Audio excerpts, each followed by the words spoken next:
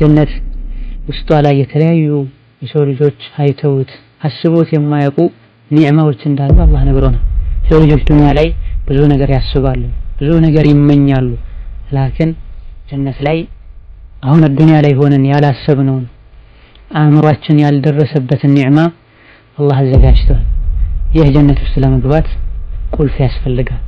መስፈርቶች መሟላት አለባቸው። የጀነት ቁልፉ ላኢላሃ ኢለላህ ከልቡ ላኢላሃ ኢለላህ ያለ የላኢላሃ ኢለላህን ትርጉም ያወቀ ላኢላሃ ኢለላህ የምታዘውን የታዘዘ የምትከለክለውን የተከለከለ ላኢላሃ ኢለላህን ከሚያፈርሱ ነገሮች የራቀና የተጠነቀቀ የጀነት በር የሚከፈትበትን ቁልፍ ይዟል።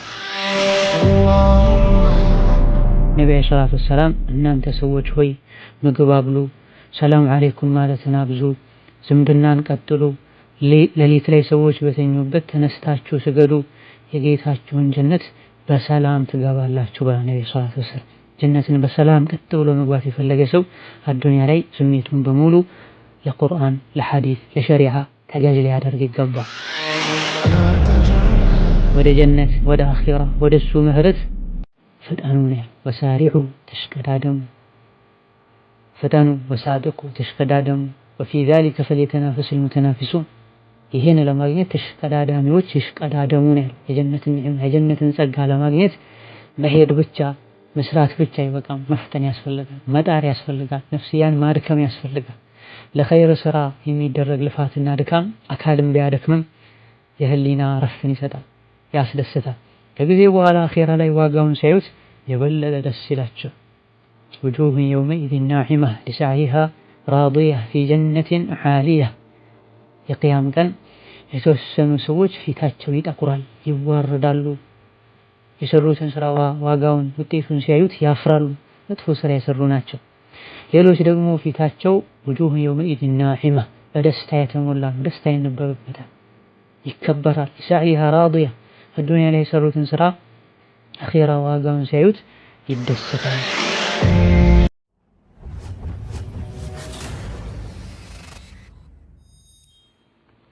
السلام عليكم ورحمة الله وبركاته. الحمد لله والصلاة والسلام على خير خلق الله محمد بن عبد الله وعلى آله وصحبه ومن والاه. أما بعد زاري بالله فقاد أترب على ملكو تكيت سد جنة بمن رأس الله سبحانه وتعالى الدنيا لي الله لمن دفتراتشو أوكو ህይወታቸውን አላህ ሱብሓነሁ ወተዓላ በሚወደው መልኩ ለመሩ ባሮቹ ያዘጋጃትን ውዷን ጀነት በተመለከተ አንዳንድ ነገሮችን ለማለት እንሞክራለን። በመጀመሪያ ደረጃ አላህ ሱብሓነሁ ወተዓላ ለምንድነው የፈጠረኝ ብለን እያንዳንዳችን ራሳችንን ልንጠይቅ ይገባናል። እነሆ አላህ ሱብሓነሁ ወተዓላ እያንዳንዱ የሚያደርጋቸው ነገሮች ሕክማና ጥበብ ምክንያት አላቸው። አላህ ከፈጠራቸው ፍጥረታት ሁሉ የተከበረው ምድር ላይ የሚኖረው የሰው ልጅ እዚች ምድር ላይ ሲገኝና ሲኖር ለመኖር የሚያስፈልጉት ነገሮች በሙሉ ተሟልተው ሲሰጡት ትልቅ ዓላማ አለው፣ የተፈጠረበት ምክንያት አለው። ለምንድን ነው የተፈጠርኩት ብለን ራሳችንን ልንጠይቅ ይገባናል። አላህ ሱብሓነሁ ወተዓላ ለምን እንደፈጠረንም በተደጋጋሚ በቁርአን አያዎች ገልጾልናል፣ አስቀምጦልናል። ሁሌ የምንደጋገመው በተደጋጋሚ የምንሰማው የቁርአን አያ አለ። ወማ ኸለቅቱል ጂነ ወልኢንሰ ኢላ ሊያዕቡዱን፣ ሰዎችንም ይሁን ጂኖችን እኔን በብቸኝነት ሊገዙ ለእኔ ሊተናነሱ እንጂ አልፈጠርኳቸውም ብሏል። ይሄን የተፈጠረለትን ዓላማ ጠንቅቆ አውቆ ከግብ ያደረሰ ሰው አላህ ሱብሓነሁ ወተዓላ ትልቅና ውድ የሆነ ሽልማት አዘጋጅቶለታል። የተፈጠረለትን ዓላማ የዘነጋና ቸላ ያለ እንደ እንስሳ የኖረ ደግሞ አኺራ ላይ መጥፎ ቅጣትና መመለሻው የከፋ እንደሚሆን፣ መጥፎ ቅጣት እንደሚጠብቀውና መመለሻው የከፋ እንደሚሆን አላህ ሱብሓነሁ ወተዓላ ነግሮናል። እዘን አላህ ሱብሓነሁ ወተዓላ ለምን እንደፈጠረው አውቆ ለተፈጠረለት ዓላማ ከግብ ለማድረስ ጥረት ያደረገ ሌት ተቀን አላህን ሱብሓነሁ ወተዓላ የፈራና ያስታወሰው ህጉ ላይ ቀጥ ያለ ሰው አላህ ሱብሓነሁ ወተዓላ ጀነት የምትባልን ሀገር አዘጋጅቶለታል። የተፈጠርንለት ዓላማ አላህን መገዛት ነው። በውዴታ በፍርሃት በተስፋ አላህን ማምለክ ነው። ይሄን ዓላማውን ከግብ ያደረሰ ሰው ከዚህች ዱንያ በሞት ሲሰናበት አኺራ ላይ ጀነትን አላህ አዘጋጅቶለታል። እነሆ ጀነት የምኞቶች ሁሉ ጣሪያና መጨረሻ ናት። የሰው ልጅ ብዙ ነገር ይመኛል። ላኪን የምኞት ሁሉ ማብቂያው ሙእሚኖች ዘንድ የአላህ ውዴታና ጀነት ነው። ጀነት የገባ ሰው የአላህን ውዴታ ያገኛል። ጀነት ያልገባ ሰው የአላህን ውዴታ ሊያገኝ አይችልም። ቀልቡ ሰላምና ራሓ ሊያገኝም አይችልም። እነሆ ጀነት ውስጧ ላይ ከጸጋ ከኒዕማ የሰው ልጆች በዓይናቸው አይተውት የማያውቁ በጆሮአቸው ሰምተውት የማያውቁ በልባቸው ትዝ ብሏቸውና ታስቧቸው የማይታወቀን ኒዕማ ጸጋ አላህ ጀነት ውስጥ አዘጋጅቷል። አዱንያ ላይ ምንም እንኳ መከራ ስቃይ ቢበረታበት አንድ አማኝ ወደ አኺራ ሄዶ ሱራትን ተሻግሮ ጀነት ሲገባ አንዴ ብቻ ጀነት ላይ ሲነከር የአዱንያን ስቃይና መከራ እንደሚረሳ ነቢያችን ሰለላሁ ዐለይሂ ወሰለም ተናግረዋል። ዩእታ ቢአንዓሚ ረጁሊን አዱንያ ላይ አላህን ሱብሓነሁ ወተዓላ የማይፈራ ለአኺራው የማይጨነቅ የነበረና ምድር ላይ ካሉ ቅንጦተኛና ደስተኛ ሰዎች ሁሉ አንደኛ ይባል የነበረ በአላህ ያላመነን ሰው የቂያማ ቀን አላህ ፊት ሱብሓነሁ ወተዓላ ሲቆም አንድ ጊዜ ብቻ እሳት ላይ እንዲነከር ይደረጋል አሉ ነቢ ሰለላሁ ዐለይሂ ወሰለም። እሳት ላይ ተነክሮ ወጥቶም በህይወትህ አዱንያ ላይ ስትኖር አንዴ ደስታ አይተህ ታውቃለህ እንዴ ተብሎ ይጠየቃል። በጭራሽ ደስታ የሚባል ነገር አይቼ አላውቅም። አዱንያ ላይ በአላህ ባለማመኑ ኸይር ስራ ባለመስራቱ የተፈጠረለትን ዓላማ ባለማወቁ ምንም እንኳ አዱንያ ላይ በሰላም በደስታ ቢኖር ከደስተኛና በቅንጦት ከሚኖሩ ሰዎች ሁሉ ዋናው አንደኛው ቢባል አኺራ ላይ አንዴ ብቻ በእሳት መነከሩ የአዱንያን ደስታ ሁሉ ያስረሳል። በተቃራኒው ደግሞ አዱንያ ላይ በአላህ አምኖ ለአኺራው ስንቅ የሰነቀ ምንም እንኳ አዱንያ ላይ ፈተናዎች፣ መከራዎች፣ ስቃዮች ቢበዙበት አላህን ሱብሓነሁ ወተዓላ ይዞ ለአኺራው ተጨንቆ ይኖር የነበረ ሰው ሱራትን ተሻግሮ አኺራ ላይ አላህ ፊት ቆሞ አንዴ ጀነት ውስጥ ገብቶ ወጥቶ አላህ እንዲጠየቅ ያደርጋል። በህይወትህ አዱንያ ላይ ስቃይና መከራ ገጥሞህ ያውቃል እንዴ ተብሎ ይጠየቃል። በጭራሽ በህይወቴ መከራ ስቃይ ገጥሞኛ ያቅመ አንዴ ብቻ ጀነት ውስጥ ተነክሮ መውጣቱ ጀነት ውስጥ ገብቶ መውጣቱ አዱንያ ላይ ያሳለፈውን መከራ ስቃይ የደረሰበትን አደጋ ሁሉ እንዲረሳ ያደርጋል። ሆኖም ይህን የአኺራን ኒዕማ የአኺራን የጀነትን ጸጋ ሰላም ለማግኘት ዝግጅት ያስፈልጋል። ስለ ጀነት በየጊዜው እንሰማለን። በሰማን ቁጥር ጀነት ትገባላችሁ የተባለን እስኪመስል ድረስ ራሳችን ከጀነት ሰዎች እንቆጥራለን። ላኪን ይህችን ውድ ጀነት አላህ ሱብሓነሁ ወተዓላ ለነማን እንዳዘጋጃት በተከበረው ቁርአኑ ነግሮናል። ነቢያችንም ዓለይሂ ሰላቱ ወሰላም በሐዲሶቻቸው በተደጋጋሚ ተናግረዋል። ቁርአንን ስንቀራ በርካታ አያዎች ላይ ጀነት የተዘጋጀችው አላህን ለሚፈሩ ሰዎች እንደሆነ አላህ ገልጿል። ወዒደት ሊልሙተቂን ጀነት እርሱን ለሚፈሩ ሰዎች ተዘጋጅታለች ይላል። ኑሪቱ ሚን ዒባዲና መን ካነ ተቂያ ይህችን ጀነት ከባሮቻችን ውስጥ አላህን ለሚፈሩ ሰዎች እናደላለን እናስወርሳለን ያ አላህ ሱብሓነሁ ወተዓላ። ወሀከዛ አላህ በተለያዩ የቁርአን አያዎች ላይ ኢነል ለዚነ አመኑ ወዐሚሉ ሷሊሓቲ ካነት ለሁም ጀናቱል ፊርደውሲ ኑዙላ። እንደዚሁ ደግሞ በርካታ የቁርአን አያዎች ላይ መልካም ስራና ኢማንን ጀነትን አያይዞታል። ሱረቱል ካህፍ ላይ ደግሞ ይህቺ ጀነት አላህን ለሚፈሩ ሰዎች ማረፊያ ናት መኖሪያ ናት ብሏል። ጀነት ለመግባት የግድ ኢማንና መልካም ስራ ያስፈልጋል። ከኢማንና ከመልካም ስራ በተጨማሪም የአላህ ፍርሃቻ ያስፈልጋል። በምላስ ማመን በአካል አንዳንድ ስራዎችን መተግበር ለብዙ ሰዎች ሊቀላቸው ይችላል። ላኪን የልብ ፍርሃቻ ሊኖር ይገባል። አላህን ከልብ መፍራት በገሃድም በምስጢርም አላህን መውደድ ማክበር ከሰዎች ጋር ስንሆን ጥሩ መስለን ለመታየት ከምንጥረው በላይ ለብቻችን ስንሆን ሰው የሌለበት ቦታ ላይ ስንሆን ማንታወቅበት ቦታ ላይ ስንሆንም አላህን ልንፈራ ይገባል። በንግግራችን አላህን ልንፈራ፣ በእይታችን አላህን ልንፈራ፣ በሁሉም ነገራችን አላህን ልንፈራው ይከታተለኛል አላህ ያየኛል ልንል ይገባል። አላህን መፍራት ማለት ይሄ ነው።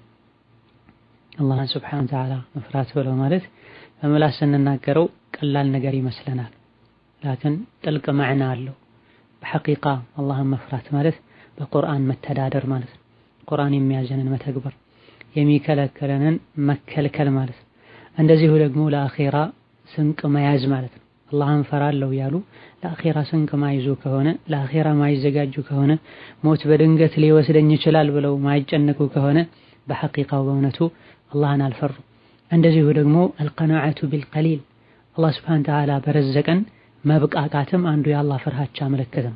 አላህን መፍራት ማለት ሐራምን ማድበስበስ መተውን፣ ስርቆትን መተውን፣ ማጭበርበርን መተውን፣ ሪባ ወለድ መብላትን መተውን፣ አላህ የረዘቀኝ ይበቃኛል ማለት በሐላል ከስብ መብቃቃት።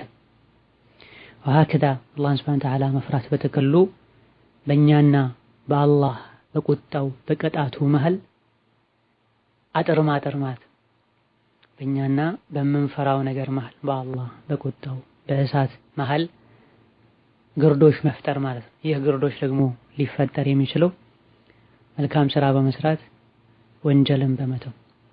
ይሄን ላደረጉና ይሄን ላሟሉ ሰዎች አላህ ጀነትን አዘጋጅቷል። ጀነት ውስጥ አላህ ሱብሓነሁ ወተዓላ ጎጆችን አዘጋጅቷል። እነዚህ ጎጆች የሚተዘጋጁት አላህን ሱብሓነሁ ወተዓላ ለሚፈሩ የተለያዩ መልካም ስራዎችን ለሰሩ ሰዎች እንደሆነ በነቢ ሰለላሁ ዐለይሂ ወሰለም አንደበት ተነግሮናል። ጀነት ውስጧ ላይ የተለያዩ የሰው ልጆች አይተውት አስቦት የማያውቁ ኒዕማዎች እንዳሉ አላህ ነግሮናል። የሰው ልጆች ዱንያ ላይ ብዙ ነገር ያስባሉ፣ ብዙ ነገር ይመኛሉ። ላኪን ጀነት ላይ አሁን ዱንያ ላይ ሆነን ያላሰብነውን አእምሯችን ያልደረሰበትን ኒዕማ አላህ አዘጋጅቷል። ይህ ጀነት ውስጥ ለመግባት ቁልፍ ያስፈልጋል። መስፈርቶች መሟላት አለባቸው። የጀነት ቁልፉ ላኢላሃ ኢለላህ ነው። ከልቡ ላኢላሃ ኢለላህ ያለ የላኢላሃ ኢለላህን ትርጉም ያወቀ ላኢላሃ ኢለላህ መታዘውን የታዘዘ ምትከለክለውን የተከለከለ ላኢላሃ ኢለላህን ከሚያፈርሱ ነገሮች የራቀና የተጠነቀቀ የጀነት በር የሚከፈትበትን ቁልፍ ይዟል። በመሆኑም ይሄን ቁልፍ በጥንቃቄ ሊይዘው ይገባል። ይሄን ቁልፍ ሊጠብቀው ይገባል።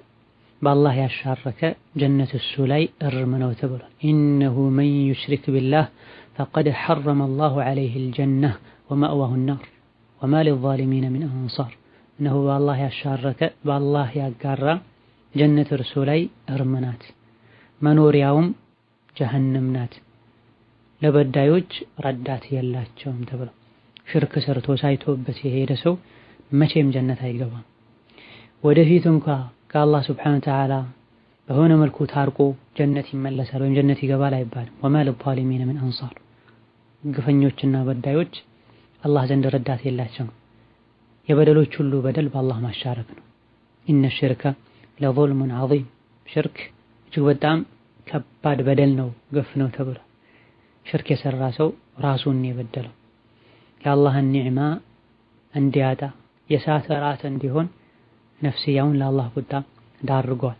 ሽርክን ትንሹንም ትልቁንም ልንጠነቀቀው ይገባናል። መጠንቀቅ የምንችለው ደግሞ ስናቀው ነው። ልንማር፣ በሽርክ ዙሪያ የተጻፉ ነገሮችን ልናነብ፣ ልንጠይቅ ይገባናል። ሽርክን ቸላ ያለው ሰው ሳያቅ ያጠቃዋል። ሽርክን የፈራውና የተጠነቀቀው ሰው ከሽርክ መዳን ይችላል።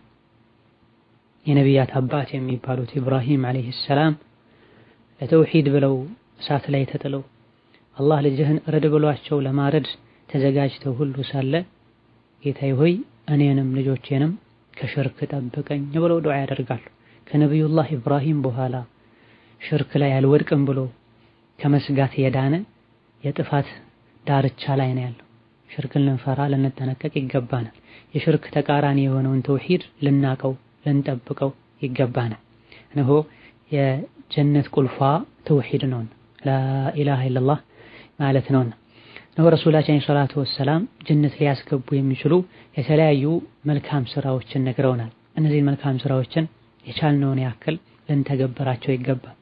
ላኢላሃ ኢለላህ ከልባችን ከማለት ጋር በነብዩ ከማመን ጋር አምስት ወቅት ሶላትን ጠብቆ መስገድ፣ ሶላትን ጠብቆ የሰገደ ሱና ሶላቶች ላይ የበረታ ጀነት ይገባል። አምስት ወቅት ሶላትን ጠብቆ የሰገደ ሰው አላህ ዘንድ ቃል አለው ብሏል ነብዩ ሰለላሁ ዐለይሂ ወሰለም ጀነት የመግባት። አምስት ወቅት ሶላቶችን ጠብቆ ያልሰገደ ሰው ቃል የለውም። የቂያማ ቀንም ከፍርዓውን ከሃማን ከቃሩን ከኡበይ ብኑ ኸለፍ ከሚባሉ የእስላም ጠላቶች ኢብሊስ ከተጫወተባቸው ሰዎች ጋር ይቀሰቀሳል። ቀብር ላይም ጥያቄና መከራ ስቃይ ይበዛበታል። ስራውን መላእክቶች ሲተሳሰቡት መጀመሪያ የሚጀምሩት ከሶላቱ ነው። ሶላቱ ላይ ክፍተት ካለበት ሌላው ስራ ዞር ተብሎ አይታየለትም። ሶላቱ ከተስተካከለ ሌላ ስራውም ይስተካከላል። ወሀከዛ ገንዘብ ያለው ሰው ዘካን በአግባቡ ሊሰጥ ይገባል። እንደዚሁ ረመዳንን በአግባቡ ሊጾም ይገባል። አቅም ካለው ወደ መካ መድረስ ከቻለ ሐጅ ሊያደርግ ይገባል። ወሀከዛ ሌሎችም መልካም ስራዎችን ጠብቆ ሊፈጽም ሊተገበር ይገባል። ጀነት ውድ ናት። የአላህ ዕቃ ማለት ጀነት ናት። የአላህ ዕቃ ውድ ነው ብሏል ነብዩ አለይሂ ሰላቱ ወሰላም። አላህ ሱብሓነሁ ወተዓላ ከምእምናን ነፍሳቸውን ገንዘባቸውን ገዝቷል ጀነት ሊሰጣቸው ተብሏል። ኢነላህ አሽተራ ሚነል ሙእሚኒና አንፉሰሁም ወአምዋለሁም ቢአነ ለሁሙል ጀነ። ጀነት ለማግኘት የግድ ነፍስን አሳልፎ መስጠት ገንዘብን መስጠት ያስፈልጋል። አቀል ሸይ ስሜትን አሳልፎ መስጠት ያስፈልጋል። ጀነት የሚፈልግ ሰው አዱንያ ላይ አይኑን ከሐራም ሰበር ማድረግ አለበት። ብልቱን ከሐራም ከዝሙት መጠበቅ አለበት። እግሩን ወደ ሐራም ከመሄድ እጁን ወደ ሐራም ከመዘርጋት ሊጠብቅ ይገባል። ወሀከዛ የአኺራን ህይወት ሊናፍቅ ሊጓጓ ይገባል።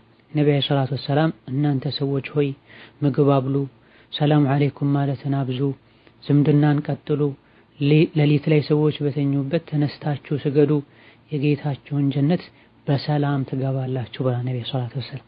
ጀነትን በሰላም ቀጥ ብሎ መግባት የፈለገ ሰው አዱንያ ላይ ስሜቱን በሙሉ ለቁርአን፣ ለሐዲስ፣ ለሸሪዓ ተገዥ ሊያደርግ ይገባል። አዱንያ ላይ ወንጀል ላይ በተዘፈቁ ቁጥር ጀነት በሰላም የመግባቱ እድል እየጠበበ ይመጣል። አዱንያ ላይ ስሜትን ለቁርአን ለሸሪዓ ተገዥ ባደረጉ ቁጥር ጀነት በሰላም የመግባቱ እድል እየሰፋ ይመጣል። አላህን ልንፈራ አዱንያን ነገ ጥለናት እንደምንሄድ ልናቅ ለአኺራ ስንቅ ልንሰንቅና ጓዛችንን ልንጠቀልል ይገባናል። አዱንያ የሙእሚኖች ሀገር አይደለችም። ነብዩ ሰለላሁ ዐለይሂ ወሰለም ሷሂህ በሆነው ሐዲሳቸው አዱንያ ሲጅኑል ሙእሚን ወጀነቱል ካፊር ብለዋል። አዱንያ የሙእሚኖች እስር ቤት ናት፣ የካፊሮች ጀነታቸው ናት ብለዋል። ሙእሚን አዱንያ ላይ ብዙ ነገር የፈለገ አላህ ስለከለከለ ነፍስያውን ይከለክላታል። ካፊር ደግሞ ያእኩሉነ ወየተመተዑነ ወዩልሂሂሙል አመሉ ፈሰውፈ ያዕለሙን። ካፊሮች አኺራን የረሱ የዘነጉ ሰዎች ይበላሉ፣ ይጠጣሉ፣ ይጠቃቀማሉ፣ ይዝናናሉ። የከንቱ ምኞትም ደግሞ ያዘናጋቸዋል። ወደፊት የዚህ ከንቱ ምኞታቸውን ውጤት ያቁታል ተብሏል። ሁሉም ጀነትን ተስፋ ያደርጋል። ከኛ ውጪ ጀነት ማንም አይገባም የሚሉ ሁሉ አይሁዶች አሉ። በአላህ ከመክፈራቸው ጋር ለአላህ ልጅ አለው ከማለታቸው ጋር አላህ ደክሞት ቅዳሜ አርፏል ከማለታቸው ጋር አላህን ሱብሓነሁ ወተዓላ ከመዳፈራቸውና ክብሩን ካለመጠበቃቸው ጋር ከኛ ውጪ ማንም ጀነት አይገባም አሉ። ወቃሉ ለን የድኹለል ጀነተ ኢላ መን ካነ ሁደን አው ነሳራ። አይሁድ የሆነ ሰው እንጂ ጀነት አይገባም አሉ። ክርስቲያኖችም ክርስቲያን የሆነ ሰው እንጂ ጀነት አይገባም አሉ። ለይሰ ቢአማኒይኩም፣ እናንተ እንደምትመኙት አይደለም። መጥፎን ስራ የሰራ ሰው የመጥፎ ስራ ዋጋውን ያገኛል፣ ጀሀነም ይገባል። በአላህ አምኖ ኸይረን ስራ የሰራ ሰው የመልካም ስራ ዋጋውን ያገኛል፣ ጀነት ይገባል። ጀነት ውድ ናት። ውድ የሆኑ ነፍስያችን የሚወዷቸው ነገሮችን ለአላህ ብሎ መተው የግድ ይላል። በተለይ ሐራም የሆኑ ወንጀል የሆኑ ነገሮችን ማራቅ መጠንቀቅ ያስፈልጋል። በሰላም ጀነት ትገባላችሁ ነብዩ ሰለላሁ ዐለይሂ ወሰለም ብዙ መልካም ስራዎችን ከጠቀሱ በኋላ ወሀከዛ ሐራምን ለአላህ ብሎ መተው አኺራ ላይ አዱንያ የተውነውን ነገር እጥፍ ድርብ ሆኖ እንድናገኘው ያደርጋል። ሐራም የሆነን ነገር አዱንያ ላይ ተከልክሎ ሳለ የሰራ ሰው አኺራ ላይ ይነፈጋል፣ አላህ ይከለክለዋል። ወሀከዛ አላህ ሱብሓነሁ ወተዓላ የጀነትን ኒዕማ የጀነትን ጸጋ እናገኝ ዘንድ መልፋት፣ መድከም፣ መጣር እንዳለብን በቁርአኑ ነግሮናል። ስለ ጀነት አላህ ሲናገር ሳሪዑ ይላል፣ ሳቢቁ ይላል፣ ተናፈሱ ይላል። ለአዱንያ ጉዳይ ሲሆን ፈምሹ ይላል። ሰዎች ተቃራኒ ያደርገውታል። አዱንያ ላይ የተደላደለ ኑሮ የተመቻቸ ኑሮ ለመኖር ጠዋትም ከሰዓትም ማታም ይሰራሉ። በእንቅልፋቸው ሁሉ ስለ ዱንያ ይቃዣሉ። የአኺራን ጉዳይ ቸላ ብለውታል። 5 ወቅት ሶላት ከሰገዱ በሰላም ጀነት የሚገቡ በቀላሉ ጀነት የሚገቡ ይመስላቸዋል። 5 ወቅት ሶላትን መስገድ ከተውሂድ ጋር ከኢማን ጋር ነዓም ጀነት ያስገባል። ላኪን በእያንዳንዱ ሶላት መሃል ከወንጀሎች መጠበቅ ያስፈልጋል። የሶላትን ሸርጥና አርካን ዋጅባትን አውቆ መስገድ ያስፈልጋል። የተለያዩ መልካም ስራዎችን እንኳን ቢሰሩ ስራው ዋጋ ቢስ እንዲሆን የሚያደርጉ ወንጀሎች አሉ። እነዚህን መራቅ መጠንቀቅ ያስፈልጋል። هكذا الله سبحانه وتعالى ስለ ዱንያ ሲነግረን ፈምሹ ፊ መናኪቢሃ ወላ ተንሰ ነሲበከ ሚነ ዱንያ አዱንያ ላይ የተንቀሳቀሳችሁ ርዝቅ ፈልጉ ነው ያለው። እንደዚህ ደግሞ ከአዱንያ ድርሻችሁን አትርሱን የተባለው የአዱንያ ድርሻ ምንድነው የሚለው በተለያየ መልኩ ቢፈሰርም የተወሰኑ ዑለሞች አዱንያ የመጣው ለኸይር ስራ ነው፣ ኸይር ስራህን አትርሳ ብሏል። የተወሰኑ ደግሞ ኢማም አልቁርጡቢ ተፍሲራቸው ላይ እንደተከሱት ወላ ተንሳ ነሲበከ ሚነ ዱንያ ማለት ከፈነን አትርሳ ማለት፣ ሌሎች ደግሞ ወላ ተንሳ ነሲበከ ሚነ ዱንያ ማለት አዱንያ መስራትን አትርሳ፣ ስራ የተወሰነ ቸል አትበለው። እነሆ ሰዎች ይሄን ገልብጠውት አዱንያ ላይ ነፍሳቸውን ጥለው በጣም ተጨናንቀው ለአዱንያቸው ይሰራሉ። የአኺራን ጉዳይ 5 ወቅት ሶላት ከሰገደን ይበቃል ይላል። ገፉሩር ረሂም ነው ይላል። ለጀሃነም ካፈሮች በቋታል ይላል። ነገሩ እንዲህ አይደለም። ነቢያችን ሰለላሁ ዐለይሂ ወሰለም እግራቸው እስኪያብጥ ድረስ ለይል ሶላት ይሰግዱ ነበር። የነብዩ ሰለላሁ ዐለይሂ ወሰለም ባልደረቦች ጀነትን ለማግኘት የተለያዩ ነገር ያደርጉ ነበር። ያ ረሱላህ አላህ ሱብሓነሁ ወተዓላ ጀነትን አታገኙም የምትወዱትን ነገር እስካልሰጣችሁ ድረስ የሚል የቁርአን አያ አውርዷል። እኔ ውድ ንብረቴ በይረሓ የሚባል ቴምር ወይን ያለበት እርሻ ነው ወይም ደግሞ ማሳ ነው። ነሆ ያ ረሱላህ ይሄን ለአላህ ሰጥቻለሁ ጀነት አገኘ ዘንድ ብላ ወሀከዛ አንፊቁ ሚማ ረዘቅናኩም አላህ ከሰጣችሁ ስጡ የሚባለው የቁርአን አያ ሲወርድ ገንዘብ የሌላቸው ሰሐቦች ይሄን የቁርአን አያ ተግባራዊ አድርገው ጀነት ለመግባት ኢማናቸውን ለማሟላት ጫካ ሄደው እንጨት ለቅመው አምጥተው ሸጠው ሰደቃ ይሰጡ ነበር። ወሀከዛ ጀነትን ለማግኘት የሚችሉትን ብቻ ሳይሆን የማይችሉትን ሁሉ ለማድረግ ጥረት ያደርጉ ነበር። በይነማኛ እየቻለን የአዱንያ ፍቅር አኺራን አስረስቶን ለአኺራ ሲባል እንደ ኤሊ እንንፋቀቃለን።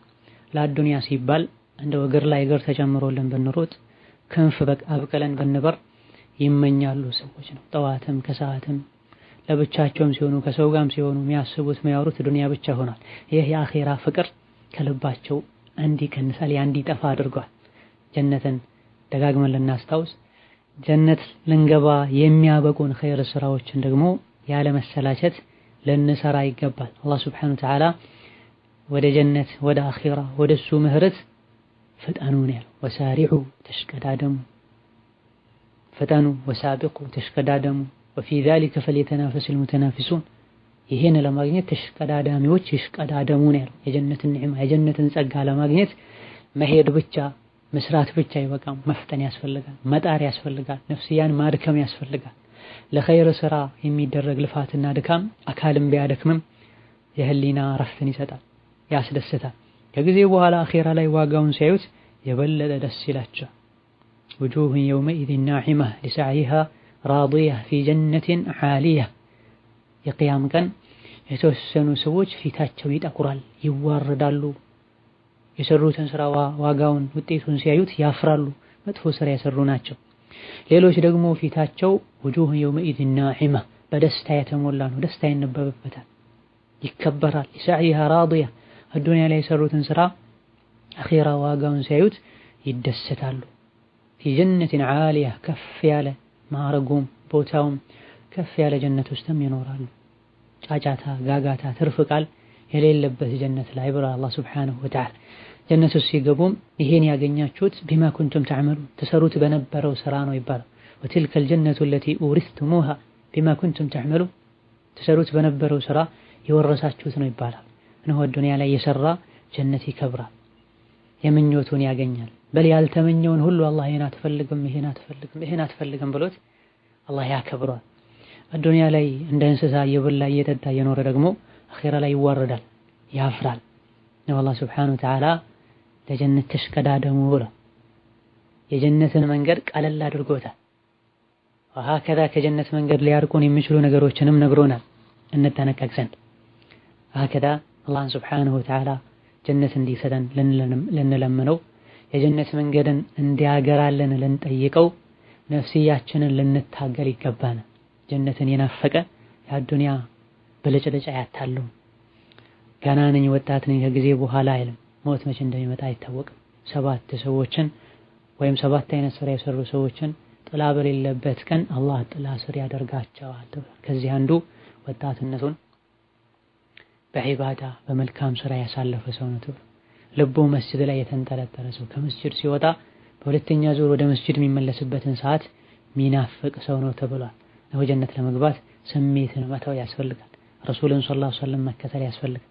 አዱንያ ላይ ምንም አይነት ተዓብና ነሷብ ድካም ቢደርስብን ወደ ጀነት የምናደርገው ጉዞ መጨረሻ በረፍትና በሰላም በደስታ የተሞላ ከመሆኑ አንፃር አዱንያ ላይ በኢማናችን በዲናችን ምክንያት የሚደርሱ ጫናዎችን ነገ ጀነት ላይ አርፋለሁ ብለን ልንቋቋማቸው ይገባል።